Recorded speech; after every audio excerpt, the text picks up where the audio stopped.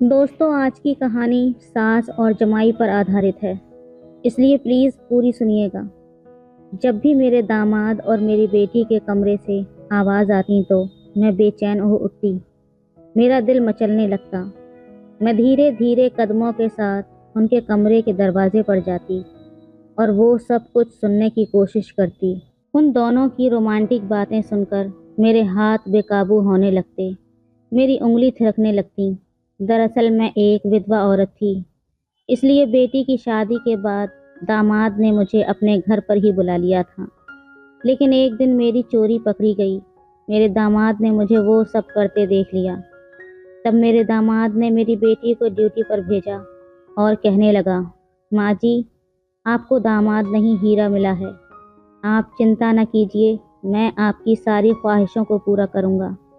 ऐसा कहकर उसने मुझे 3 दिन तक। हेलो दोस्तों, स्वागत है आप सभी का हमारी एक और रोमांचक कहानी में। उम्मीद करती हूँ आपको ये कहानी बेहद पसंद आएगी। मेरा नाम मीनाक्षी है और मैं मुंबई में रहती हूँ। इससे पहले मैं गाज़ियाबाद में रहती थी। मैं आज आपको अपने खुद की वो सब करने की कहानी सुनाने जा रही हूँ। पहले मैं अपने बारे में आपको बता देती हूँ। मेरी उम्र 40 साल है और मेरी एक बेटी भी है जिसका नाम जोया है। अभी वो 20 साल की है। मैंने उसकी शादी कर दी आज से 6 महीने पहले। शादी करने का कारण ये था कि मेरे पति नहीं हैं। उनका अब देहांत हो चुका है रोड एक्सीडेंट में, आज से 5 साल पहले। तो मैंने सोचा कि आजकल का युग ख़राब है, जवान बेटी घर में है, कोई गार्जियन भी नहीं है, तो अपनी बेटी का रिश्ता किसी जानकार के द्वारा कर दिया। लड़का इंजीनियर था, दिल्ली में रहता था, तो बात बन गई। क्योंकि लड़का अकेला था, मुझे लगा कि इससे बढ़िया रिश्ता कोई और हो ही नहीं सकता। शादी हो गई और मेरी बेटी दिल्ली चली गई। करीब 2 महीने बाद मेरी बेटी और दामाद का फ़ोन आया कि माँ जी, आप अकेले क्या करोगी, हमारे पास दिल्ली ही आप आ जाओ। मुझे अच्छा लगा क्योंकि मेरा दामाद बेटे की तरह व्यवहार करता था और मुझे बुलाया। मैं चली गई उनकी बात सुनकर। अपनी बेटी और दामाद को देखकर मैं काफ़ी खुश थी क्योंकि उन दोनों को किसी भी तरह से कोई दिक्कत नहीं थी और एक माँ को चाहिए ही क्या था। तो दोस्तों, मैं भी अपने सारे दुख सुख भूल गई और खुशी खुशी रहने लगी। मेरा दामाद एक दिन बोला, माँ जी, आप विधवा की तरह मत रहा करो, आप अपनी लाइफ को एंजॉय करो।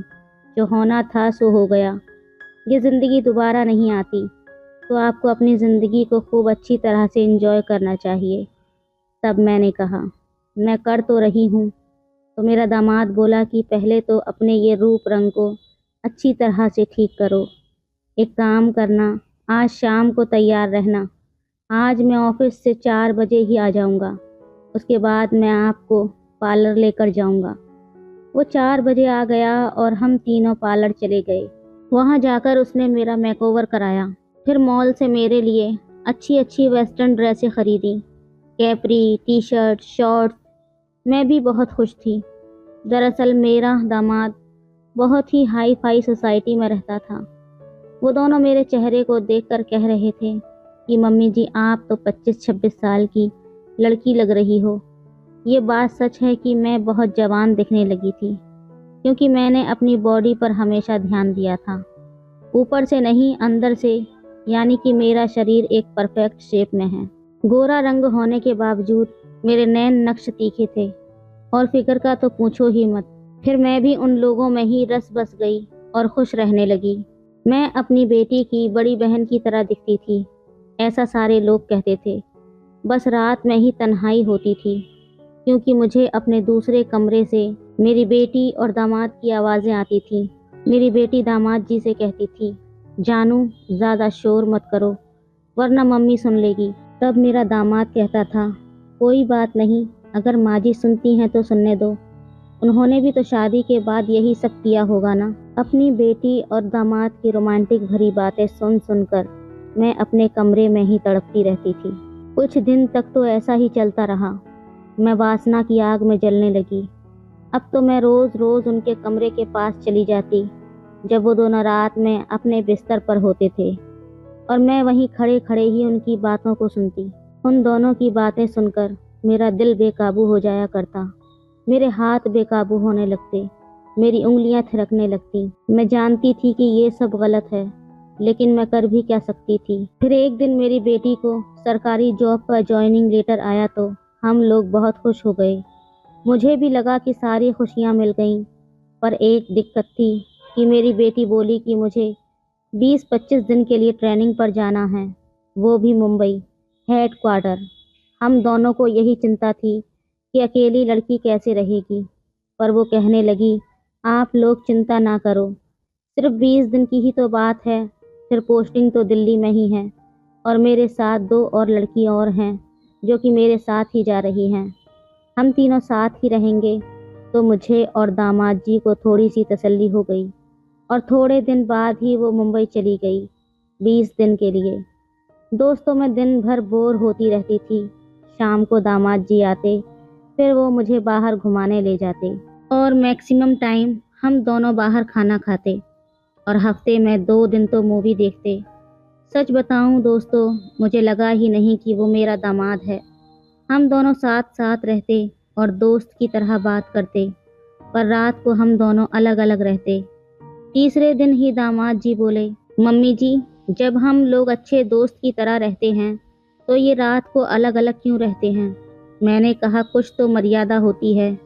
तो दामाद जी कहने लगे, मैंने पहले ही आपको बोला था ना कि ज़िंदगी को एंजॉय करो। मुझे लगा कि मेरा दामाद नाराज़ ना हो, इसलिए मैंने कहा ठीक है, और वो मेरे रूम में ही आ गया सोने के लिए। उस दिन मैंने ब्लैक कलर की जाली वाली नाइटी पहनी थी, जिससे कि मेरा पूरा वजूद साफ दिख रहा था। और वो सब देखकर मेरे दामाद से रहा नहीं गया और बोल उठा, माँ जी एक बात बताऊं, आप तो अपनी बेटी से भी ज़्यादा खूबसूरत हो। मैंने कहा चुप हो जाओ, मजाक मत करो। उसने फिर से कहा, मैं मजाक नहीं कर रहा हूँ, आप सच में वाकई बहुत खूबसूरत हैं। मैंने कहा तो फिर क्या इरादा है। उसने करीब आकर बोला, आज आप मेरी बीवी बन जाओ। मैंने कहा नहीं नहीं, ये सब नहीं करूँगी। वो बार बार जिद करने लगा और कहने लगा कि मैं नाराज़ हो जाऊँगा। मैंने सोचा कि एक ही तो है, चाहे दामाद कहूँ या बेटा, अगर ये नाराज़ हो गया तो मैं तो कहीं की भी नहीं रहूँगी। तब मैंने कहा ठीक है, पर आज के लिए बस। उसने कहा ठीक है और हम दोनों एक दूसरे के करीब आ गए। मुझे थोड़ा ठीक भी नहीं लग रहा था, क्योंकि मैं अपनी रिश्ते की मर्यादाओं को तोड़ने जा रही थी। मैं अपनी ही बेटी की ज़िंदगी में एंट्री लेने जा रही थी। तभी दामाद जी के होंठ मेरे होंठों पर लग चुके थे। मैं पूरी तरह से कांप रही थी। तभी मेरा दामाद बोला, माँ जी, आपकी बेटी तो आपके सामने कुछ भी नहीं है। ये सुनकर मेरे शरीर में सिहरन सी दौड़ गई और फिर पता ही नहीं चला। उस रात मेरे दामाद ने मुझे पूरी रात सोने नहीं दिया। सच कहूँ तो मुझे भी बहुत अच्छा लगा था। फिर अगले दिन मेरा दामाद मुझे शिमला लेकर चला गया, 3 दिन का हनीमून का पैकेज लेकर। शिमला ले जाकर तो मेरे दामाद ने मुझे जवानी के सारे दिन ही याद दिला दिए थे। तो दोस्तों, ये थी आज की कहानी। आपकी क्या राय है इस कहानी पर, हमें कमेंट में ज़रूर बताएं। वीडियो अच्छी लगे तो लाइक करें, शेयर करें, सब्सक्राइब करें। धन्यवाद। हेलो दोस्तों, आज की कहानी बेहद रोमांटिक है, इसलिए प्लीज़ पूरी सुनिएगा। रात का खाना खाने के बाद मैं बेडरूम में सोने चला गया। थोड़ी देर में मम्मी भी सारा काम निपटाकर सोने के लिए आई। मम्मी ने ब्लैक कलर का नाइट गाउन पहना हुआ था। तब मैंने लैपटॉप से नज़रें हटाकर मम्मी की ओर देखा। मम्मी नीचे झुककर तकिया ठीक कर रही थी। तकिया सही करने के बाद मम्मी बिस्तर पर लेट गई। तब मैंने भी अपना लैपटॉप बंद कर दिया, फिर लाइट बंद की और सोने की कोशिश करने लगा। लेकिन मुझे नींद नहीं आ रही थी। मेरे दिमाग में दिन की वो घटना बार बार घूम रही थी। बहुत देर तक तो मैं जागा रहा, जबकि मम्मी शांति से सो रही थी। कुछ समय बाद मम्मी ने करवट ली और मेरी तरफ पीठ करके सो गई। फिर उन्होंने छत की ओर मुंह करके लेटना शुरू किया। मैं थोड़ी देर के लिए डर गया था, लेकिन जब मम्मी जागी नहीं तो मुझे थोड़ी राहत मिली। मेरी हिम्मत बढ़ी और मैं धीरे धीरे मम्मी की ओर देखने लगा। मम्मी ने कुछ ही पल के लिए मेरी तरफ देखा और फिर अपनी आंखें बंद कर लीं। मैंने समझ लिया कि वो अभी भी जाग रही है। मैं थोड़ा और आगे बढ़ा और खुद को संतुष्ट महसूस किया। मम्मी भी खुश थी। उन्होंने कुछ नहीं कहा, लेकिन मुझे एहसास हो रहा था कि उन्हें भी संतोष मिला है। मम्मी, क्या हुआ? तुम चुप क्यों हो? क्या तुम्हें अच्छा नहीं लगा? मैंने जब ऐसा पूछा तब उन्होंने बोला, अरे नहीं नहीं बेटा, मुझे तो बहुत अच्छा लगा। तूने मम्मी को बहुत खुश किया। फिर मैंने मम्मी के पीठ पर प्यार से हाथ फेरा। मम्मी, अब से तुम्हें केले खाने की ज़रूरत नहीं पड़ेगी, मैंने मम्मी के कान में धीरे से कहा। तब मम्मी बोल उठी, बेटा तुझे ये कैसे पता चला? मम्मी ने आश्चर्य से मेरी ओर देखते हुए पूछा। तब मैंने उन्हें बताया कि आज दोपहर जब मैं घर आया तो कमरे से तुम्हारी आवाज़ सुनाई दी। जब मैंने दरवाजे के होल से देखा तो मुझे सब समझ आ गया। तभी मैंने ठान लिया था कि अब से मम्मी को किसी भी चीज़ की कमी नहीं होने दूंगा। हेलो दोस्तों, स्वागत है आप सभी का हमारी एक और रोमांचक कहानी में। उम्मीद करती हूँ आपको ये कहानी बेहद पसंद आएगी। मेरा नाम रोहित है। मैं गाज़ियाबाद का रहने वाला हूँ। वहीं पर मैं और मेरा परिवार रहता है। पैसे की कमी नहीं है। मेरे पिताजी खूब पैसा कमाते हैं और मैं कॉलेज में पढ़ता हूँ। आज मैं आपको मेरी अचानक घटी एक कहानी सुनाने जा रहा हूँ। ये उस समय की बात है जब मैं कॉलेज में पढ़ता था और उस समय मैं इतना होशियार भी नहीं था। हमारे घर में मैं, मेरी मम्मी और मेरे पिताजी रहते हैं।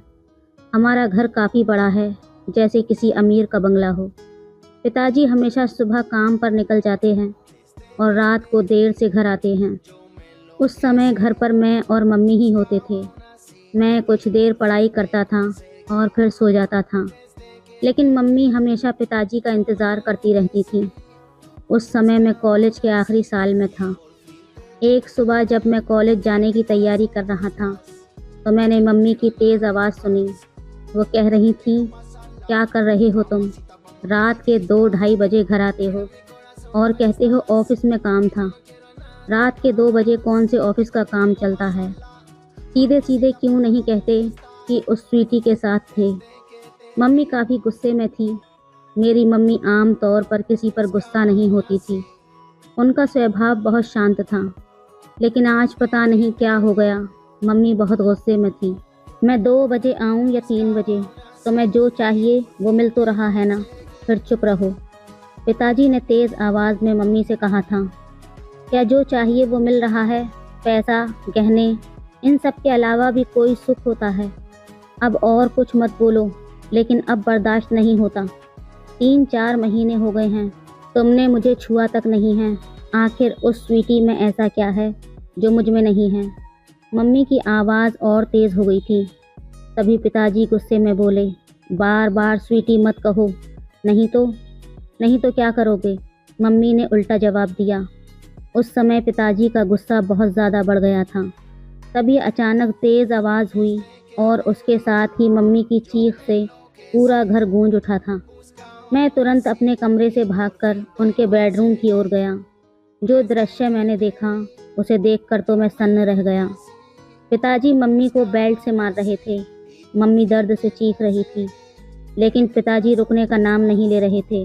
मैंने बिना कुछ सोचे समझे मम्मी को बचाने की कोशिश की ताकि उन्हें बचा सकूं, लेकिन पिताजी अभी भी नहीं रुके। जैसे ही मुझे भी 2-4 फटकारें लगीं, पापा रुक गए और तिलमिलाते हुए मेरी ओर गुस्से में देखने लगे और फिर घर से बाहर चले गए। फिर मैंने मम्मी की ओर देखा। मम्मी की आंखों से आंसुओं की धारा बह रही थी। मैंने मम्मी को सहारा देकर उठाया। उठते समय मम्मी करा उठी थी। मैंने उन्हें बेड पर बिठाया। तब तक उनके हाथ और पीठ पर लाल निशान पड़ गए थे। ये देखकर मुझे पापा पर बहुत गुस्सा आया। कोई इंसान इतना निर्दयी कैसे हो सकता है? कोई अपनी पत्नी को ऐसे कैसे मार सकता है? फिर मैं जल्दी से किचन में गया। एक कटोरी में तेल और हल्दी मिलाई और मम्मी के पास ले आया। मुझे भी अपनी पीठ पर लगे 2-4 फटकारों की चोट महसूस हो रही थी। मम्मी सुबक सुबक कर रो रही थी। फिर मैंने मम्मी के हाथ और पीठ पर तेल हल्दी का मिश्रण लगाना शुरू कर दिया। जहां उन्हें चोट लगी थी, कुछ जगहों पर हल्का खून भी आ गया था। मिश्रण लगाने के बाद मैंने कटोरी को एक ओर रख दिया और मम्मी के पास बैठ गया। मम्मी ने मुझे देखा और तुरंत मुझे गले से लगा लिया। फिर वो मेरी गर्दन में सर छिपाकर ज़ोर ज़ोर से रोने लगी। मम्मी के आंसुओं से मेरा कंधा भीग चुका था। मैं उनकी पीठ थपथपाकर उन्हें शांत करने की कोशिश कर रहा था। हम दोनों काफ़ी देर तक यूं ही एक दूसरे की बाहों में रहे। तभी मम्मी के हाथ जब मेरी पीठ के निशानों को छूने लगे तो दर्द की तेज़ लहर उठी और मैं करहाने लगा। मम्मी को जैसे ही इसका एहसास हुआ वो तुरंत मुझसे दूर हट गई। फिर मम्मी ने मेरा शर्ट ऊपर उठाया और उसी कटोरी से तेल हल्दी का मिश्रण धीरे धीरे मेरे पीठ पर लगाने लगी। लगाते समय भी वो सुबक रही थी। तू क्यों मेरे बीच में आया? बेवजह तुझे मार पड़ी, मम्मी ने ऐसा कहा। फिर मैंने उनसे कहा, मम्मी तुम्हारे लिए अगर मेरी जान भी चली जाती तो मुझे कोई दुख नहीं होता, लेकिन उन्होंने तुम्हें क्यों मारा? जब मैंने ये पूछा तब मम्मी मेरी ओर देखते हुए बोली, तुझे बताऊं या ना बताऊं, ऐसा सोच रही हूँ। छोड़ पर अब तुझे ये सब जान लेना ही चाहिए।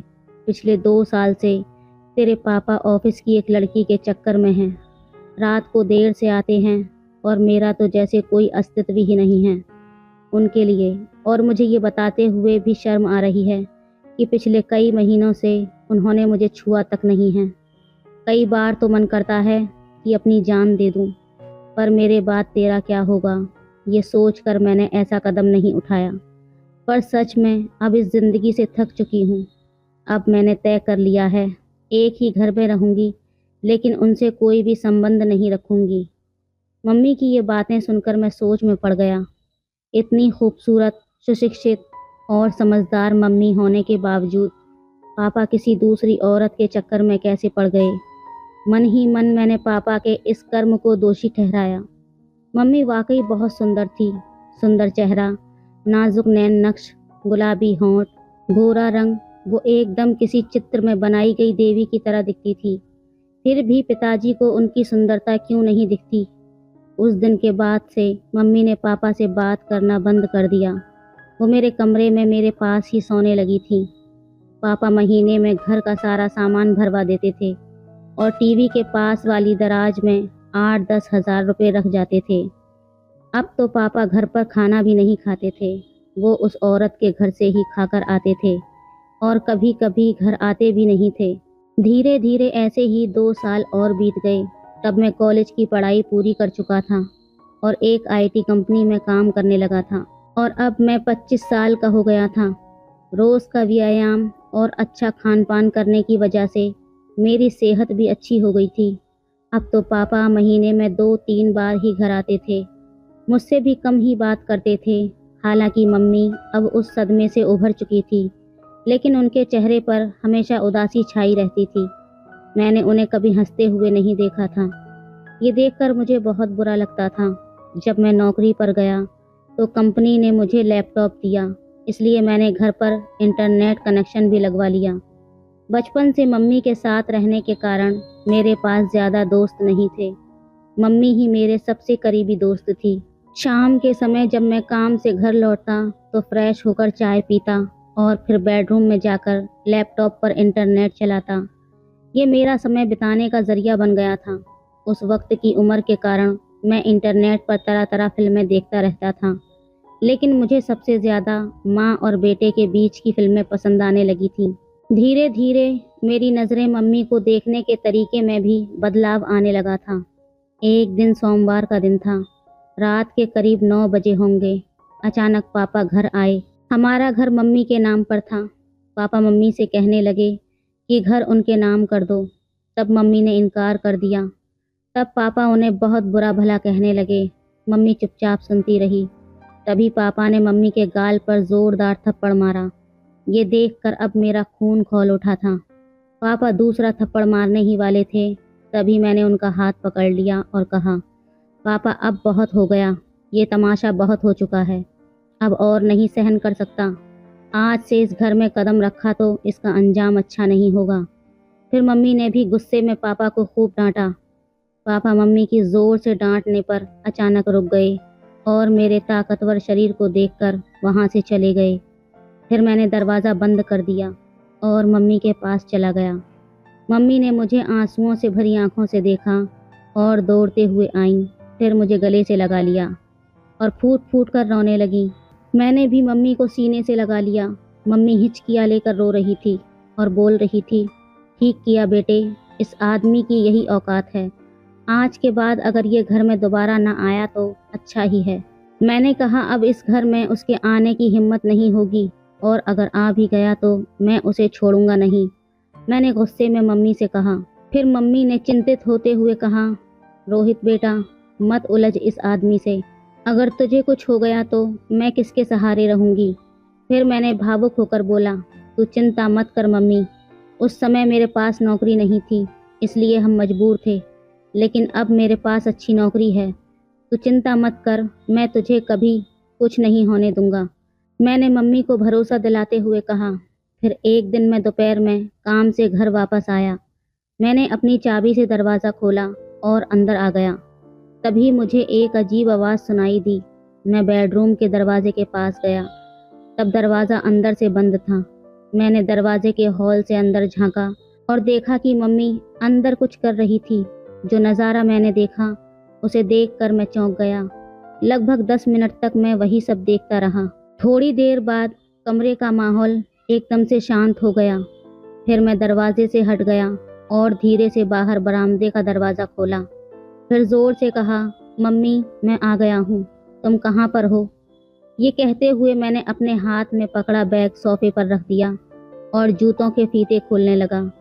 कुछ ही देर में मम्मी ने बेडरूम का दरवाज़ा खोला और बाहर आ गई। मुझे अचानक देखकर उनके चेहरे पर घबराहट और आश्चर्य के भाव थे। मैंने जल्दी से अपने जूते उतारे और बेडरूम में घुस गया।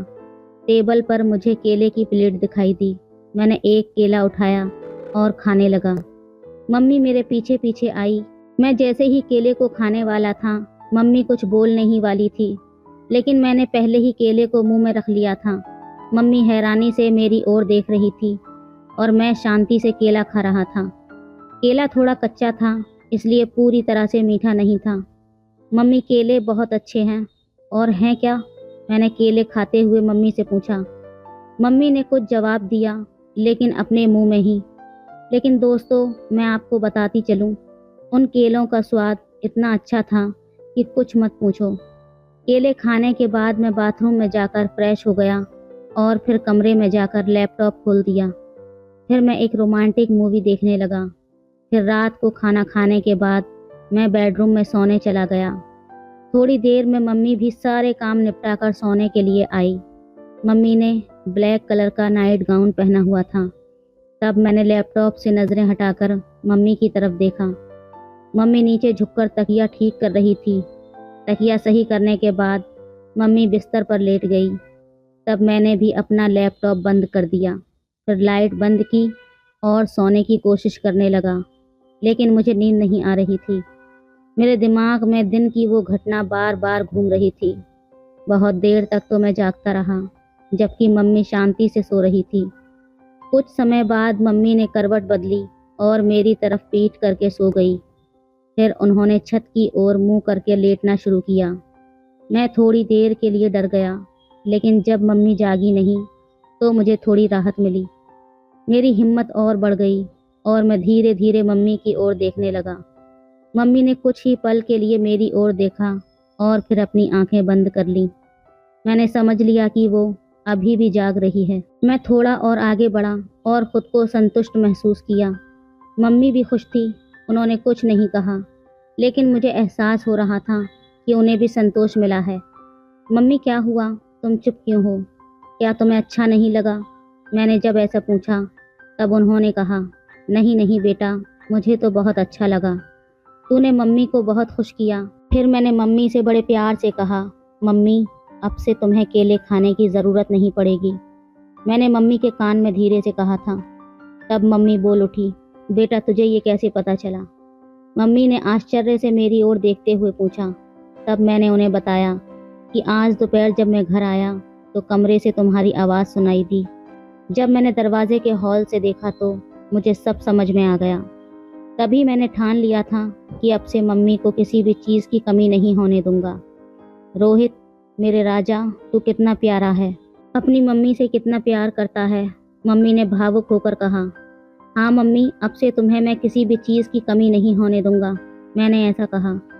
अब पापा भी हमें सताने नहीं आएंगे और अब वो दोबारा इस घर में कदम नहीं रखेंगे। इसलिए तुम अब चिंता मत करना। अब हम दोनों माँ बेटे खुशी खुशी रहेंगे। उस दिन हम दोनों ने सुख और शांति का आनंद लिया और फिर आराम से सो गए। अगली सुबह मम्मी ने सारे काम निपटाए और मुझे उठाने आई। मैंने जल्दी से तैयार होकर चाय पी और हम दोनों गपशप करने लगे। तभी हमने देखा कि पापा अचानक से आकर हमारे सामने खड़े हो गए। तब मम्मी ने पापा से पूछा, अब क्या चाहिए तुम्हें? एक बार कह दिया कि हम ये घर नहीं देंगे तो फिर क्यों आए हो? पापा ने जवाब दिया, मुझे अब घर नहीं चाहिए, मैं बस यही बताने आया हूँ कि मैं अब दूसरी शादी करने जा रहा हूँ, तो मुझे तुमसे तलाक चाहिए। फिर मम्मी ने मेरी ओर देखा और पूछा, तुम्हारा क्या कहना है? मैंने कहा, मम्मी जो तुम्हें सही लगे वो करो। मैं तुम्हें किसी भी चीज़ की कमी नहीं होने दूंगा, मेरा भरोसा करो। मम्मी ने फिर पापा को तलाक के लिए हाँ कह दिया। दोपहर को मम्मी और पापा दोनों ऑफिस गए और अपने बाकी कानूनी काम निपटा कर लौटे। उसके बाद से पापा हमें कभी दिखाई नहीं दिए और हमने भी उन्हें कभी ढूंढने की कोशिश नहीं की। हम दोनों अब अपने घर में बहुत खुश थे और पापा भी अपनी सेक्रेटरी के साथ बहुत खुश थे। अब हम दोनों अकेले रहते हैं और अपने सुख दुख का ख्याल रखते हैं। ऐसे ही चलते चलते अब कई साल बीत चुके हैं। अब मम्मी मुझसे कहने लगी है कि अभी तेरा बहुत जीवन बाकी पड़ा है, तू किसी अच्छी लड़की को देख ले जिससे मैं तेरी शादी करा सकूं। और हाँ, शादी के बाद मुझे भूल मत जाना। मैंने हंसते हुए कहा, तो मैं कैसे भूल सकता हूँ मम्मी, तुम तो मेरी मम्मी हो। फिर हम दोनों हंसने लगे। अगले कुछ महीनों तक हमारा जीवन बहुत शांति और खुशी से बीत रहा था। मम्मी और मैं अब तक एक दूसरे का ख्याल रखते आ रहे थे और एक दूसरे के साथ बहुत खुश थे। लेकिन मम्मी की बात मेरे दिमाग में अक्सर घूमती रहती थी। उन्होंने कहा था कि अब मुझे अपनी ज़िंदगी के बारे में सोचना चाहिए और किसी अच्छी लड़की से शादी कर लेनी चाहिए। मैंने इस बारे में गंभीरता से सोचना शुरू किया और एक दिन मम्मी से खुलकर बात की। मैंने उनसे कहा, मम्मी आपने सही कहा था, अब वक्त आ गया है कि मैं अपने जीवन के अगले पड़ाव की ओर बढ़ूं। मुझे लगता है कि अब मुझे भी किसी के साथ अपना जीवन बिताने की ज़रूरत है। मम्मी ने मेरे चेहरे की ओर देखा और प्यार से मुस्कुराई। फिर उन्होंने कहा, बिल्कुल बेटा, मैं हमेशा चाहती थी कि तू अपनी ज़िंदगी को खुशी और प्यार से भर ले। मैं तेरे लिए बहुत खुश हूँ। इसके बाद मम्मी ने मेरे लिए लड़की देखना शुरू कर दी। कुछ ही दिनों में मम्मी को एक अच्छा रिश्ता मिला। लड़की का नाम संजना था। संजना बहुत ही समझदार और संस्कारी लड़की थी। जब मैंने उससे पहली बार मुलाकात की तो मुझे ऐसा लगा जैसे मेरे जीवन का वो खालीपन भर गया हो। संजना और मैं जल्दी ही शादी के बंधन में बंध गए। शादी के बाद हमारा घर और भी खुशहाल हो गया। मम्मी, संजना और मैं एक परिवार की तरह रहने लगे। मम्मी को अब इस बात की खुशी थी कि उन्होंने मुझे अकेलेपन से बाहर निकालकर मेरे लिए एक नया जीवन शुरू करने में मदद की थी। समय बीतता गया और हमारा जीवन पहले से भी बेहतर होता चला गया। मम्मी अब पहले से ज़्यादा खुश रहती है और मुझे भी इस बात की तसल्ली थी कि मैंने उनका हर सपना पूरा कर दिया था। तो दोस्तों, ये थी आज की कहानी। आपकी क्या राय है इस कहानी पर हमें कमेंट में ज़रूर बताएं। वीडियो अच्छी लगे तो लाइक करें, शेयर करें, सब्सक्राइब करें। धन्यवाद। हेलो दोस्तों, आज की कहानी बेहद रोमांटिक है, इसलिए प्लीज़ पूरी सुनिएगा। मैंने दरवाज़ा आहिस्ता से खोला और अंदर झांक कर देखा। तब अंदर का नज़ारा देखकर मेरे होश उड़े थे। ऐसा लग रहा था जैसे कमरे में आग लगी हो। अंदर मेरे ताऊ जी अपने बिस्तर पर लेटे हुए थे और रज्जो रानी भी उनके बिस्तर पर लेटी थी। एक 60 साल का आदमी इस तरह से करेगा, वो भी अपनी 22 साल की कामवाली के साथ, ये तो मैंने कभी सपने में भी नहीं सोचा था। रज्जो रानी शादीशुदा थी, फिर भी वो मेरे ताऊ जी के साथ ऐसा कुछ कर सकती है, ये तो मेरी कल्पना से भी बाहर था। उस वक्त मेरे पति किसी काम से बाहर शहर गए थे। रात को सोने से पहले मैंने अपने ताऊ जी को दूध देने के लिए उनके कमरे में जाने का सोचा, लेकिन जैसे ही मैंने अंदर झांक कर देखा वहाँ तो घमासान युद्ध चल रहा था। हेलो दोस्तों, स्वागत है आप सभी का हमारी एक और रोमांचक कहानी में। उम्मीद करती हूँ आपको ये कहानी बेहद पसंद आएगी। मेरा नाम दिव्या है और मैं बिहार से हूँ।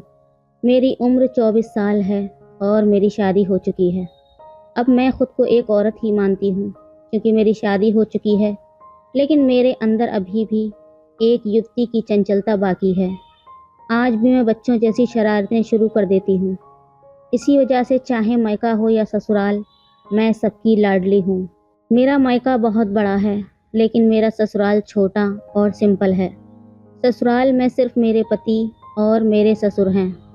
मेरे ससुर मेरे पति के सगे पिता नहीं हैं, बल्कि उनके ताऊ हैं। उनकी उम्र 60 साल है, लेकिन वो अभी भी बहुत तंदुरुस्त हैं। मेरे ससुर रिटायर्ड सरकारी टीचर हैं। उनकी शादी के कुछ साल बाद ही उनकी पत्नी का देहांत हो गया था। इसके बाद उन्होंने नौकरी से रिटायरमेंट ले लिया और दोबारा शादी नहीं की। उनके तो बच्चे भी नहीं हैं, इसलिए वे हमेशा अकेले ही रहे। उनका खर्च अब उनकी पेंशन और थोड़ी बहुत खेती की आमदनी से चलता है। ताऊ जी का जीवन बहुत नियमित है। वो सुबह शाम सैर करते हैं, दिन में टीवी देखते हैं या किताबें पढ़ते हैं। मेरे अपने सास ससुर अब दुनिया में नहीं हैं। मेरी शादी से पहले ही मेरी सास की मृत्यु हो चुकी थी और शादी के 1 साल बाद ससुर जी भी स्वर्ग सुधार गए। इसके बाद मेरे बड़े ससुर जी यानी कि मेरे पति के ताऊ जी हमारे साथ ही रहने लगे थे। मेरे ताऊ ससुर जी अपनी सेहत का बेहद ख्याल रखते थे। उनके बाल और मूछें भले ही आधे सफ़ेद हो गए हों, लेकिन वे अभी भी आकर्षक लगते हैं। मैंने कभी भी लड़कों से दोस्ती नहीं की थी। कॉलेज में भी मेरी इतनी सख्ती थी कि कोई लड़का मुझसे बात करने की हिम्मत नहीं कर पाता था। मेरी सहेलियों के बॉयफ्रेंड थे, उनके रोमांटिक किस्से सुनकर ही मैं खुश हो जाती थी। जब वो अपने बॉयफ्रेंड के बारे में बातें करती तो मैं चुपचाप सुनती रहती और मन ही मन सोचती कि काश ऐसा कुछ मेरे साथ भी हो। जैसे जैसे मैं बड़ी होती गई, मेरा रूप और भी ज़्यादा निखरता चला गया। मेरा शरीर भी बदलने लगा था और मैं दिखने में बेहद सुंदर लगने लगी थी। कई लड़कों ने मुझसे दोस्ती करने की कोशिश भी की थी, लेकिन मैंने किसी को हाँ नहीं की। शादी से पहले मुझे रोमांस का कोई ज़्यादा अनुभव नहीं था। मैंने जो कुछ देखा था वो सिर्फ फिल्मों में ही देखा था या थोड़ा बहुत मेरी सहेलियों से जानकारी मिली थी। कॉलेज के फाइनल ईयर में जाते जाते मेरा रिश्ता भी तय हो गया। मेरे पति दिखने में तो अच्छे थे। पहली ही मुलाकात में उन्होंने मुझे अपनेपन का एहसास दिलाया था। सगाई से शादी तक हम कई बार मिले, लेकिन उन्होंने कभी जल्दबाजी नहीं की। शादी के बाद मेरी ज़िंदगी में कई खूबसूरत और यादगार पल आए, लेकिन आज मैं आपको मेरे ताऊ जी और रज्जो रानी के बारे में बताना चाहती हूँ। शादी के पहले साल में हम दोनों ने बहुत मज़े किए, लेकिन ये घटना मेरे लिए बहुत ही चौंकाने वाली थी। मेरे पति उस समय कम जिम्मेदारियों और कम काम के बोझ के कारण हर रोज़ समय पर घर आ जाते थे। वो एक कंपनी में सुपरवाइज़र थे और शाम के 6 बजे तक घर पहुंच जाते थे। तब घर में सिर्फ मेरे ताऊ जी ही रहते थे। जब मेरे पति हमेशा की तरह शाम को अपनी साइड से घूम कर आते तो सबसे पहले मुझसे प्यार करना उनका काम होता था। रात का प्यार तो रोज़ का होता था, लेकिन इसके अलावा भी जब भी समय मिलता हम बस अपने प्यार में डूब जाते थे। 20 साल तक मेरे दिल में जो इच्छाएं दबी हुई थीं, उन्हें शादी से पहले कभी बाहर आने का मौका नहीं मिला था, लेकिन शादी के बाद वो सारी इच्छाएं धीरे धीरे बाहर आने लगी थीं और मेरे पति ने उन्हें शांत करने के लिए पूरे दिल से प्रयास किया था। शादी के बाद मेरा शरीर और भी ज़्यादा भर गया था। जब भी मैं आईने में खुद को देखा करती थी तो मुझे अपना नया रूप और भी ज़्यादा हसीन लगता था। मेरे पति भी कहते थे, दिव्या तुम तो पहले से भी ज़्यादा सुंदर हो गई हो। लगभग हर दिन वो मुझसे प्यार जताते और धीरे धीरे मुझे इसकी आदत होने लगी थी। दिन में जब भी मैं घर पर अकेली होती तो कई बार मेरे मन में इच्छाएं उठने लगती थीं, लेकिन मैं खुद को काबू में रखने की पूरी कोशिश करती थी। इसके कारण मैंने मोबाइल पर अलग अलग तरह की फिल्में देखनी शुरू कर दी, ताकि अकेलेपन में भी मैं अपने मन को संभाल सकूं। जो काम मुझे शादी से पहले स्कूल या कॉलेज में करना चाहिए था, वो सब मैं शादी के बाद करने लगी थी। शाम को जब मेरे पति घर आते तो उनसे ज़्यादा उत्सुक मैं रहती थी। मेरी इस उत्सुकता को देखकर वो कहते थे, क्या हुआ, तुम तो हमेशा ही तैयार रहती हो। तब मैं हंसकर कहती थी, शादी से पहले कोई नहीं मिला। 22 साल तक इस आग में जलती रही हूँ। अगर आपने इसे शांत नहीं किया तो कौन करेगा। अब ज़्यादा बातें मत बनाओ और जल्दी से आ जाओ। रात को जब हम एक साथ होते थे तो मैं कभी अपने पति को किसी ख़ास इच्छा के लिए कुछ कहने का मौका नहीं देती थी। उनकी हर बात को उनसे पहले ही समझकर पूरा कर देती थी। शादी के लगभग 1 साल बाद मेरे पति का प्रमोशन हो गया और वो अब मैनेजर के पद पर थे। इसके चलते उनका घर लौटने का कोई समय नहीं रहा था। सुबह 9 बजे से वो घर से निकलते और रात को 10-11 बजे तक ही घर लौटते थे।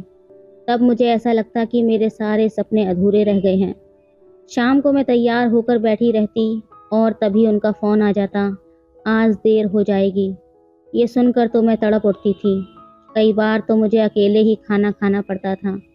फिर भी मैंने खुद को संभाला, क्योंकि उस समय मैंने अपने पति के अलावा किसी और आदमी के बारे में सोचा भी नहीं था। लेकिन कभी कभी मेरे मन में विचार आता कि पड़ोस के भाई साहब भी काफ़ी सुंदर और स्मार्ट हैं। लेकिन मैं जानती थी कि अगर मैंने ऐसा कुछ किया तो पूरे मोहल्ले में मेरी बदनामी हो जाएगी। इसलिए मैंने खुद को काबू में रखा था। दिन में कई बार मैं भाई साहब के घर जाती, क्योंकि उनकी पत्नी मेरी अच्छी सहेली बन गई थी। भाई साहब अक्सर अपने बिजनेस के काम से बाहर रहते थे। मैं सुबह घर का नाश्ता तैयार करती, फिर अपने ताऊजी को नाश्ता देकर फिर भाई साहब के घर जाती। वहाँ 2-3 घंटे बातें करके लौट आती और फिर दोपहर का खाना बनाती। इसी दौरान हमारी काम वाली रज्जो घर आकर घर के सारे काम निपटा कर चली जाती थी। ऐसे ही एक दिन मैं अपनी सहेली के घर बैठी थी, तभी भाई साहब का फ़ोन आया कि उन्हें अपनी बीवी के साथ कहीं बाहर जाना है। ये सुनकर मैं भी अपने घर लौट आई। जैसे ही मैंने घर में कदम रखा, तब सीधे किचन में गई। वहाँ जाकर मैंने देखा कि बर्तन गंदे पड़े थे और झाड़ू भी नहीं लगी थी। तब मुझे समझ आया कि रज्जो शायद आज काम पर नहीं आई है। तब मैंने उसे फ़ोन किया। उसने फ़ोन उठाया तो मैंने पूछा, रज्जो तू कहाँ है? उसने जवाब दिया, दीदी मैं तो घर पर ही हूँ, झाड़ू लगा रही हूँ। ये सुनकर मुझे बहुत गुस्सा आया, क्योंकि वो झूठ बोल रही थी। फिर मैं किचन से बाहर आई तो देखा कि झाड़ू और पानी का डिब्बा हॉल में ही पड़ा हुआ था। तभी रज्जो ने फ़ोन काट दिया। मुझे गुस्सा आ रहा था। मैं उसे दोबारा फ़ोन करने ही वाली थी कि तभी मेरे ताऊजी के कमरे से उसकी आवाज़ सुनाई दी। मैंने सोचा अगर रज्जो बाहर नहीं है तो वो ताऊजी के कमरे में क्या कर रही है। मैं धीरे धीरे ताऊजी के कमरे के दरवाजे के पास गई। दरवाज़ा अंदर से बंद नहीं था। मैंने दरवाजे से कान लगाकर सुनना शुरू कर दिया। तब मुझे अंदर से दोनों के हंसने की आवाज़ सुनाई दी। इससे पहले भी ताऊजी किसी से बात करते हुए दिखे थे, लेकिन आज उनकी हंसी कुछ अलग थी। मैंने धीरे धीरे दरवाज़ा हल्का सा खोला और अंदर झांक कर देखा। तब अंदर का नज़ारा देखकर तो मेरे होश उड़ गए थे। कमरे में तो मानो जैसे आग लगी हुई थी। तब मेरे ताऊजी अपने बिस्तर पर लेटे हुए थे और रज्जो भी उनके साथ बिस्तर पर मौजूद थी। उन दोनों की हालत देखकर तो मेरे पैरों तले ज़मीन खिसकी थी। मैं कमरे के बाहर खड़ी रहकर बस दादा पोती जैसे उम्र के लोगों का खेल देख रही थी। मैं खुद हमेशा प्यार की भूखी रहती थी। ऐसे में ये कैसे हो सकता था कि जो कुछ मैं देख रही थी उसका मुझ पर कोई असर ना पड़े। मैं ताऊजी को देख रही थी। इस उम्र में भी उनमें कितनी ऊर्जा थी। वो एकदम किसी जवान व्यक्ति की तरह व्यवहार कर रहे थे। उन्हें और रज्जो को ऐसी हालत में देखकर मैं खुद को काबू में न रख पाई और रज्जो की जगह खुद को सोचने लगी। लेकिन मैं ऐसा कुछ करने की हिम्मत नहीं कर सकती थी। सच कहूँ तो मैंने पड़ोस के भाई साहब से अपने ताऊजी के बारे में कुछ बातें सुनी थी, लेकिन ताऊजी ने कभी मुझ पर बुरी नज़र नहीं डाली या मेरे साथ कोई गलत व्यवहार नहीं किया था। इसलिए मुझे कभी यकीन नहीं हुआ कि मेरे ताऊजी किसी गलत तरह के इंसान हैं। मैं खुद से सोचने लगी कि मेरे ताऊजी अकेले रहते हैं तो शायद भाई साहब ने उनके बारे में कोई अंदाज़ा लगाया होगा लेकिन अब मेरी आंखों के सामने सब कुछ साफ हो गया था। एक 60 साल का आदमी ऐसी हरकत कर सकता है, वो भी 22 साल की काम वाली के साथ। रज्जो भले ही शादीशुदा थी, लेकिन वो दिखने में साफ सुथरी नहीं थी और हमेशा अस्त व्यस्त रहती थी। फिर ताऊजी ने उसे क्यों चुना? मैं कितनी सुंदर हूँ, फिर ताऊजी ने मुझे उस नज़र से क्यों नहीं देखा? ये सोच सोच कर मैं आग बबूला हो रही थी और खामोशी के साथ अपने कमरे में आ गई और सोच में पड़ गई। तब कमरे से हल्की हल्की आवाज़ें आ रही थीं और मैं अपने बिस्तर पर बैठकर कल्पनाओं में खोने लगी थी। ताऊजी और रज्जो के शांत होने से पहले ही मैं अपनी ही कल्पनाओं में डूब गई। फिर धीरे धीरे मैं बिस्तर पर बैठकर टीवी देखने लगी। करीब आधा घंटे बाद रज्जो ताऊजी के कमरे से बाहर आई और सफाई करने लगी। जब वो मेरे कमरे में आई और मुझे बिस्तर पर बैठा देखा तो वो घबरा गई। उसने घबराते हुए पूछा, मैडम जी आप यहाँ? तब मैंने उसको जवाब दिया, तो क्या मुझे अपने घर में नहीं होना चाहिए? उसने कहा, आप तो पड़ोस में गई थी ना? मैंने कहा, हाँ गई थी, लेकिन वापस नहीं आती तो तुम्हारी करतूत का मुझे कैसे पता चलता? ये सुनकर वो डर गई और आधा अधूरा काम छोड़कर तुरंत रफू चक्कर हो गई। उसके जाने के बाद मैंने खुद घर की सफाई की। तब मेरे ताऊजी भी अपने कमरे से बाहर निकल आए। दोपहर में मैंने ही उन्हें खाना दिया था, लेकिन हमारे बीच कोई बातचीत नहीं हुई। दिन में जो भी देखा था वही दृश्य रात को मेरे सपनों में आने लगा। अचानक मेरी नींद खुल गई और मैं ताऊजी के साथ अपने रिश्ते के बारे में सोचने लगी। सोचते सोचते मैं खुद पर काबू खोने लगी थी। तब मैंने अपने पति को उठाने की कोशिश की, लेकिन वो नहीं उठे। 1 घंटे पहले ही वो थक कर सो गए थे। जब वो नहीं उठे तो मैंने खुद को जैसे तैसे करके शांत किया और वापस से सो गई। अगले दिन मैंने तय कर लिया था कि कुछ भी हो, मुझे रज्जो की जगह लेनी ही है। कुछ भी करके मैं ताऊजी से इस बारे में बात ज़रूर करूँगी। लेकिन ये बात कैसे करूँ, क्योंकि हमारे बीच कभी कोई ऐसी बात या ऐसा व्यवहार हुआ ही नहीं था। उधर ताऊजी ने खुद को मुझसे कुछ दूरी पर रखना शुरू कर दिया था। जब बातचीत ही ना हो तो बातचीत शुरू कैसे की जाए? लेकिन ये ज़रूर महसूस हुआ कि अब रज्जो पहले से ज़्यादा बेफिक्र हो गई थी। जिस दिन वो शलवार सूट पहन कर आती, उस दिन वो अक्सर बिना दुपट्टा लिए ही ताऊजी के कमरे में सफाई करने जाती। वो सबसे ज़्यादा समय उसी कमरे की सफाई में लगाती थी और मैं अपने कमरे में बैठी आग बगोला रहती। धीरे धीरे ऐसा होने लगा कि मेरे ताऊजी भी अब थोड़ा खुलकर व्यवहार करने लगे थे। जब वो कमरे में सफाई करने जाती तो मेरे ताऊजी अंदर से दरवाज़ा बंद कर लेते। तब अंदर से उनकी आवाज़ें बाहर तक आती। अंदर क्या हो रहा था, ये सोचते ही मेरा मन गुस्से से भर जाता था, क्योंकि ये सब आवाज़ें सुनकर मैं तड़पने लगती थी। लेकिन मैं खुद को कब तक रोक पाती। आखिरकार मैं अपना पूरा ध्यान खुद पर लगाना शुरू कर दिया था। मैं अपना पहनावा भी बदल चुकी थी। कुछ नए डिज़ाइन के कपड़े पहनने शुरू कर दिए, जो मेरी खूबसूरती को और भी ज़्यादा निखारते थे। जब तक वो घर में रहती, मैं अपने कमरे में रहती, लेकिन उसके जाने के बाद मैं ताऊजी के सामने जाती और ऐसा व्यवहार करती कि उन्हें मेरी बात समझ में आ जाए। अब मैंने घर में लंबे कुर्ते छोड़कर शर्ट और ट्राउज़र पहनना शुरू कर दिया था। कभी कभी मैं जीन्स और स्कर्ट भी पहन लेती थी।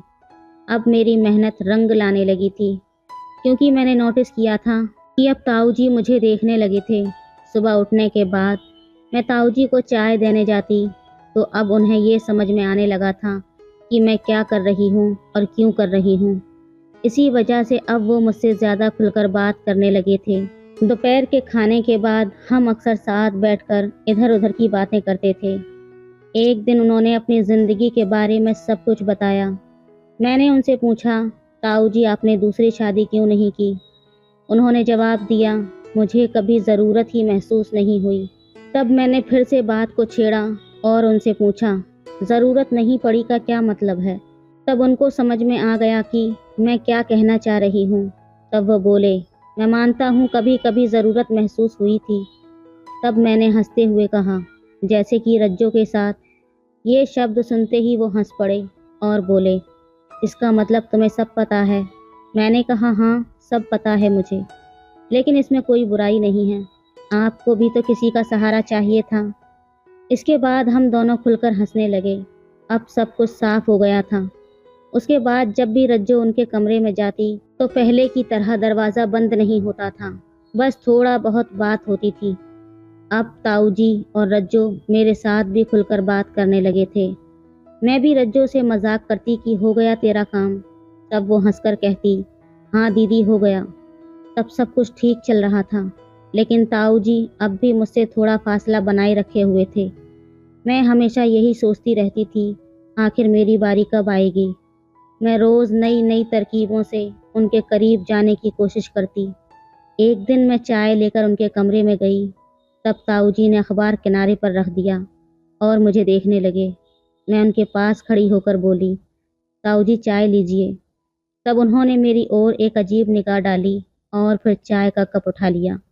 मैं सीधी खड़ी हो गई, लेकिन देखा कि वो अब भी मुझे ही देख रहे थे। तब मैं उनसे पूछने लगी, क्या हुआ ताऊ जी, ऐसे क्या देख रहे हैं। इस पर वो बोले, तुम्हें ही देख रहा हूँ मेरी प्यारी बहू। इसके बाद फिर से मैंने पूछा, आप कहना क्या चाहते हैं। तब वो थोड़ा झिझक गए और फिर बोले, कुछ नहीं। तब मैं उनके थोड़ा और करीब खड़ी हो गई और बोली, आपको मेरी नई साड़ी कैसी लगी है। फिर मैं साड़ी का पल्लू पकड़कर उन्हें घुमाकर दिखाने लगी। तब मुझे पता था कि वो मुझसे थोड़ा डर रहे थे, लेकिन फिर भी उन्होंने कहा, बहुत सुंदर। उस वक्त उन्होंने मेरी बातों का थोड़ा बहुत जवाब दिया। फिर मैंने जल्दी से चाय का कप उठाने के लिए झुकी। तब वो मेरे हाथ को पकड़ लिए। जब मैं उनकी तरफ देखने लगी, तब अचानक से वो पीछे हट गए, जैसे उन्हें जोर का धक्का लगा हो। फिर उन्होंने तुरंत मेरा हाथ छोड़ दिया। तब मुझे लगा कि शायद मैंने कुछ ज़्यादा ही कर दिया, इसलिए मैं चुपचाप अपने कमरे में लौट आई। फिर कुछ दिन ऐसे ही बीते और तब मैंने महसूस किया कि ताऊ जी का मेरे प्रति व्यवहार थोड़ा बदलने लगा है।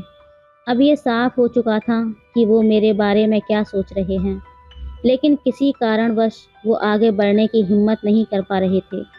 मुझे लगा कि उनकी हिम्मत बढ़ाने के लिए मुझे कुछ बड़ा कदम उठाना पड़ेगा। एक बार मेरा पति किसी काम के सिलसिले से शहर से बाहर गया हुआ था। तब रात को सोने से पहले मैं ताऊ जी को दूध देने उनके कमरे में गई। तब जाने से पहले मैंने ब्लैक कलर की नाइटी पहन रखी थी। तब उनके कमरे में जाते ही दूध का गिलास उनके पास रखकर मैं उनके बिस्तर पर बैठ गई। तब वो बैठकर दूध पी रहे थे और हम बातें कर रहे थे। तब मैं उनसे पूछने लगी, ताऊ जी क्या देख रहे हैं। उन्होंने कहा, मुझे पता ही नहीं था कि मेरी बहू इतनी सुंदर है। तब उनकी बात सुनकर मैं मजाक में बोली, तो क्या आपकी नज़र हमेशा मुझ पर ही रहती है। तब वो अचानक चुप हो गए, जैसे मैंने उन्हें डांट दिया हो। मुझे लगा कि शायद मैंने कुछ गलत बोल दिया है। फिर मैं उठकर जाने लगी, लेकिन तभी उन्होंने मेरा हाथ पकड़ लिया और कहा, रुको बहू, कुछ देर और बैठ जाओ, आज तुम्हारा पति घर पर नहीं है। तब मैं वहीं पर बैठ गई। इसके बाद हम काफ़ी देर तक बातें करते रहे।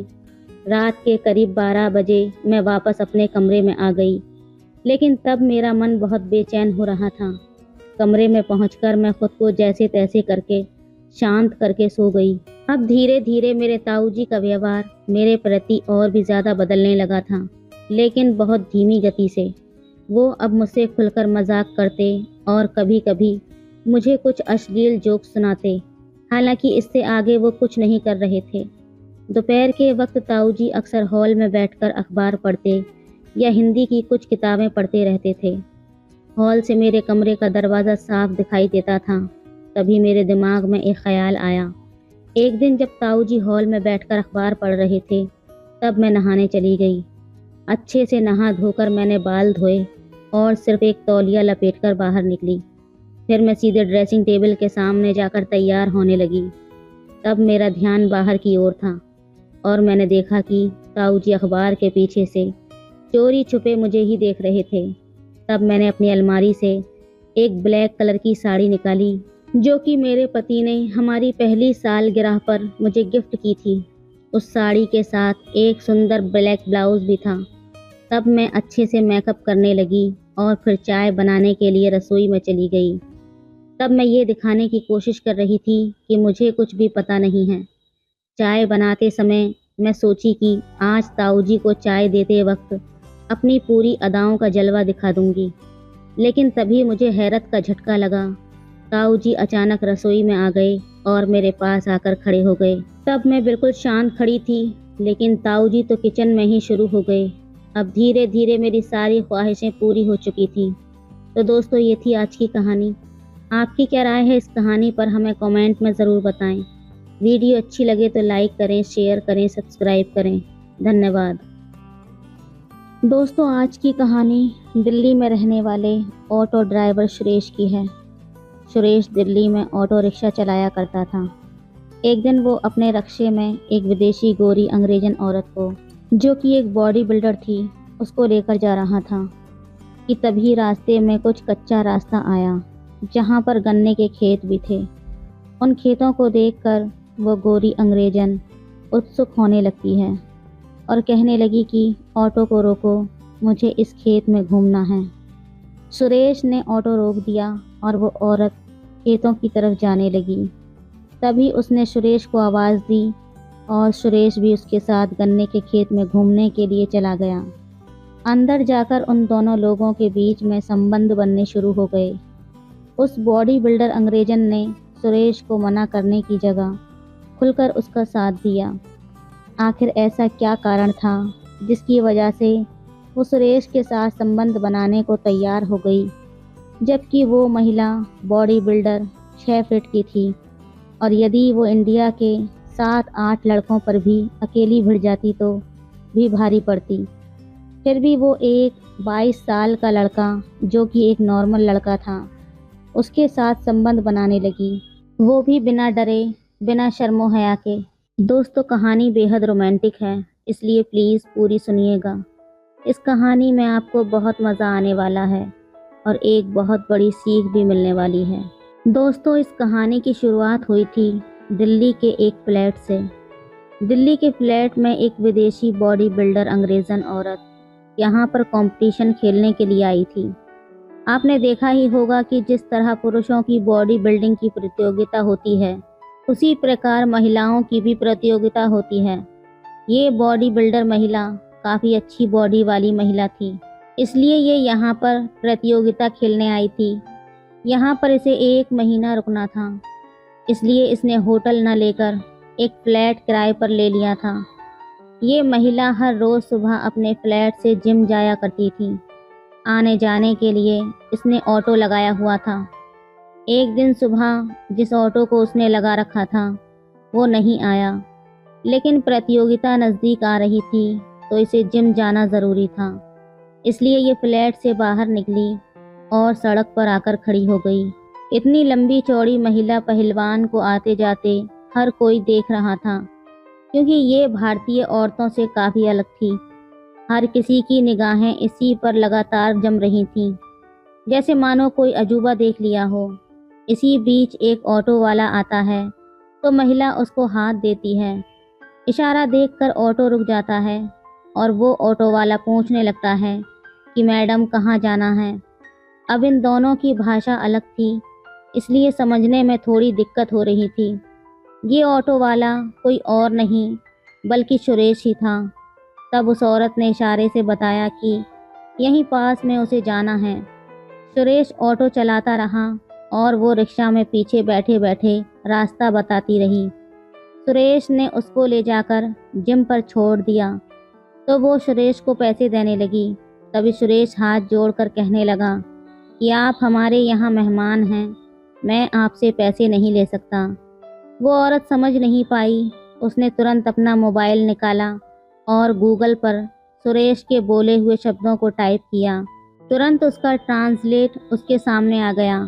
फिर वो समझ गई कि सुरेश के कहने का मतलब क्या है। सुरेश की इस बात से वो काफ़ी खुश हो गई और सुरेश को ज़बरदस्ती पैसे देने लगी। वो सुरेश से इस प्रकार से बात कर रही थी जैसे मानो कितने पुराने दोस्त हों, क्योंकि पश्चिमी देशों के लोग कुछ अलग तरह से ही मिलते हैं। उन लोगों में इस प्रकार का चलन नहीं होता है कि लोग देख रहे हैं तो क्या सोचेंगे। सभी लोग सुरेश और उस बॉडी बिल्डर औरत को देख रहे थे। हर कोई यही सोच रहा था कि एक विदेशी अंग्रेज़न बॉडी बिल्डर इस लड़के से हंस हंस कर क्या बात कर रही है। तभी उसने अपने मोबाइल पर कुछ टाइप किया और सुरेश को दिखाया। उसमें हिंदी में लिखा हुआ था कि 2 घंटे बाद मुझे यहीं पर मिलना और दोबारा फ्लैट में छोड़ देना। इतना कहकर वो अपने जिम में चली गई और सुरेश ऑटो लेकर चला गया।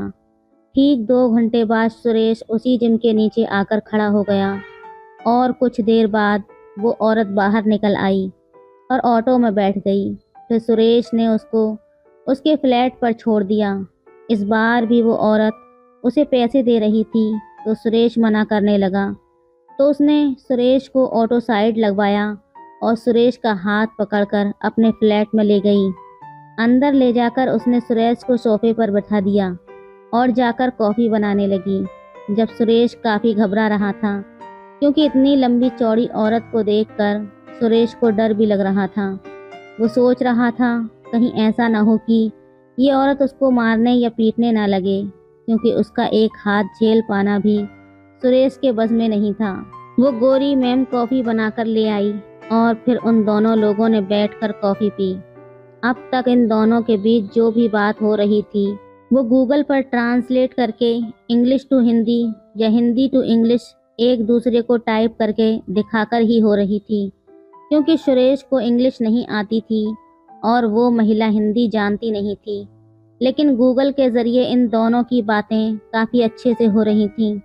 उसने अपने मोबाइल पर टाइप करके सुरेश को दिखाया कि कल से तुम ही मुझे लेने और छोड़ने के लिए आया करोगे। इसके लिए मैं तुम्हें 2,000 रुपये पर डे दिया करूँगी। सुरेश सोचने लगा कि पूरा दिन ऑटो चलाने के बाद भी वो 2,000 नहीं कमा पाता है, लेकिन ये महिला सिर्फ छोड़ने और जाने के और वापस लाने के 2,000 रुपये दे रही है। सुरेश यही सोच रहा था कि तभी वो कहने लगी कि अगर कम है तो मैं 3,000 पर डे दूंगी। तभी सुरेश बोला, नहीं मैडम, आप 2,000 ही दीजिएगा, मैं आपको रोज़ाना ले जाऊंगा और छोड़ दिया करूंगा। फिर सुरेश वहां से जाने लगा तो उस महिला औरत ने उसको गले लगाकर विदा किया। सुरेश ये सब देखकर काफ़ी आश्चर्यचकित था, क्योंकि ये सब उसके जीवन में पहली बार हो रहा था। वो वहाँ से ऑटो लेकर चला गया और अगले दिन बताए हुए समय पर उस बॉडी बिल्डर महिला के फ्लैट पर पहुँच गया। कुछ देर बाद वो बॉडी बिल्डर महिला आई और ऑटो में बैठकर जिम चली गई। सुरेश आज नहीं गया, वहीं खड़े होकर उसका इंतज़ार करने लगा। 2 घंटे बाद बॉडी बिल्डर महिला नीचे आई और ऑटो में बैठ गई। वो पसीने में भीगी हुई थी, इसलिए कपड़े चिपक गए थे। उसे देखकर सुरेश उत्सुक होने लगा था, लेकिन वो बहुत तगड़ी और मस्कुलर बॉडी वाली थी, इसलिए सुरेश ने नज़रें हटा लीं, लेकिन शीशे में लगातार देख रहा था। सुरेश ने तेज़ी से ऑटो चलाकर उसे उसके फ्लैट पर पहुंचाया। तभी उसने सुरेश से अंदर आने का इशारा किया। सुरेश उसके साथ अंदर चला गया और सोफे पर बैठ गया। सुरेश को अंदर जाते हुए पड़ोस के ही फ्लैट में रहने वाले 4-5 लड़कों ने देख लिया था। इधर वो महिला सुरेश से बैठने को कहकर नहाने चली गई। कुछ देर बाद उसने टॉवल की आवाज़ लगाई। सुरेश घर में अकेला था, तो वो इधर उधर देखने लगा, लेकिन घर में कोई नहीं था। तो वो खुद तौलिया लेकर पहुंच गया और बाहर से बोला, मैडम टॉवल ले लो। उसने हल्का सा गेट खोलकर हाथ बाहर निकालकर तौलिया लिया और गेट बंद कर लिया। उसके बाद वो वहाँ से चला गया और जाने के बाद सोफे पर बैठ गया। कुछ देर बाद वो बॉडी बिल्डर महिला ऐसे वस्त्र पहनकर उसके सामने आ गई, जिसे देखकर सुरेश खुद से नियंत्रण खोने लगा था और मैडम से कहने लगा कि अब मैं चलता हूँ। तभी मैडम उससे कहने लगी कि कुछ देर बैठ जाओ। फिर सुरेश ने उसका नाम पूछा तो उसने अपना नाम अलीज़ा बताया। अब अलीज़ा और सुरेश के बीच बातें होने लगी थीं। फिर सुरेश उससे बॉडी बिल्डिंग की कुछ बातें पूछने लगा। ये सब बातें टाइपिंग के द्वारा ही चल रही थीं। धीरे धीरे दिन गुजरते गए। अब 15वां दिन आ चुका था। अलीज़ा और सुरेश की काफ़ी गहरी दोस्ती हो चुकी थी। ये बात पड़ोस में रहने वाले उन 4-5 लड़कों को भी बहुत ज़्यादा खल रही थी। एक दिन सुरेश अलीज़ा को छोड़कर घर से बाहर निकला ही था कि तभी उन चारों लड़कों ने सुरेश को पकड़ लिया और उसके साथ मारपीट करने लगे। अलीज़ा अपनी बालकनी से ये सब देख रही थी और वो तुरंत नीचे आ गई और उसने उन चारों लड़कों की अच्छी खासी कुटाई कर डाली।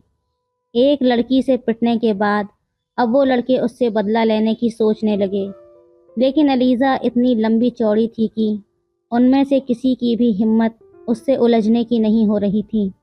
अब सुरेश उसे जिम से लेकर आता और वो उसे अपने ही घर पर रखती थी। धीरे धीरे इन दोनों लोगों में नज़दीकियां बढ़ने लगीं और प्यार भी हो गया था। और एक शाम ये दोनों लोग बैठकर खाना खा रहे थे और उसके बाद सुरेश जब घर जाने को हुआ तो अलीज़ा ने उसे रोक लिया। अलीज़ा के कहने पर सुरेश रुक गया और एक ही बेड पर बैठकर ये लोग बात कर रहे थे। तभी अलीज़ा सुरेश के नज़दीक आ गई और दोनों अपनी अपनी दुनिया में खो गए। उस रात सुरेश और अलीज़ा ने कई बार संबंध स्थापित किए। सुरेश इंडियन लड़का था, उसने घुड़सवारी की परफॉर्मेंस अच्छी दिखाई। अलीज़ा को सुरेश का साथ अच्छा लगने लगा था और फिर अब ये खेल शुरू हो चुका था। सुरेश और अलीज़ा घर पर अकेले रहते थे। सुरेश हर रोज़ अलीज़ा के साथ संबंध बनाता। अब सुरेश की सारी इच्छाएं पूरी हो रही थीं, पैसा भी मिल रहा था और ज़िंदगी का मज़ा भी मिल रहा था। इसी प्रकार कुछ दिन और गुजरे। तब तक अलीज़ा के इंडिया से जाने का समय आ गया, लेकिन अलीज़ा का मन था कि वो जब इंडिया से जाए तो इंडिया के गांव और खेतों की सैर करे। तभी उसने सुरेश से कहा कि चलो मुझे कहीं बाहर गांव क्षेत्र में घुमाकर लाओ। सुरेश ने ऑटो में अलीज़ा को बिठाया और काफ़ी दूर निकल गया। रास्ते में जब खेत पड़े तो अलीज़ा ने एक जगह उतरकर बहुत से खेतों में घूमने लगी। उसके बाद एक काफ़ी घना खेत था जो कि गन्ने का था। उसे देखकर वो काफ़ी उत्सुक होने लगी और सुरेश से उसके अंदर घूमने की इच्छा जाहिर की। सुरेश ने ऑटो रोका, तभी अलीज़ा अंदर जाने लगी और सुरेश को भी आवाज़ दे दी। सुरेश भी उसके साथ अंदर चला गया और फिर वहाँ पर उन दोनों लोगों ने अपने दिल की सारी हसरतें पूरी की। अलीज़ा अगले दिन जाने वाली थी तो इसलिए वो भी आज सुरेश के साथ अपनी आखिरी यादें बनाना चाहती थी। इसलिए दोनों लोगों ने एक दूसरे को खुलकर प्यार किया। सुरेश को डर भी लग रहा था कि कहीं कोई आ ना जाए, लेकिन अलीज़ा बिल्कुल भी नहीं डर रही थी। उसको पता था कि वो एक साथ 10 पर भारी है, इसलिए वो थकने से काफ़ी देर बाद तक सुरेश के साथ खेत में ही बैठी रही और शाम को ये दोनों लोग फ्लैट पर आ गए। अगले दिन अलीज़ा की फ़्लाइट थी और वो इंडिया से अपने देश वापस लौट गई। इस कहानी में किसी भी प्रकार का कोई अपराध नहीं हुआ था। ये कहानी एक विदेशी महिला का भारतीय लड़के के प्रति प्रेम पर आधारित कहानी है। कहानी आपको कैसी लगी हमें प्लीज़ कमेंट में ज़रूर बताना। इस कहानी से हमें ये सीख मिलती है कि देश और सरहद किसी के दिल को जुदा नहीं कर सकती। यदि दिलों में प्रेम हो तो विदेशी भी अपने हो जाते हैं, यदि प्रेम न हो तो अपने ही घर टूट जाते हैं। तो दोस्तों, ये थी आज की कहानी। आपकी क्या राय है इस कहानी पर हमें कमेंट में ज़रूर बताएं। वीडियो अच्छी लगे तो लाइक करें, शेयर करें, सब्सक्राइब करें। धन्यवाद।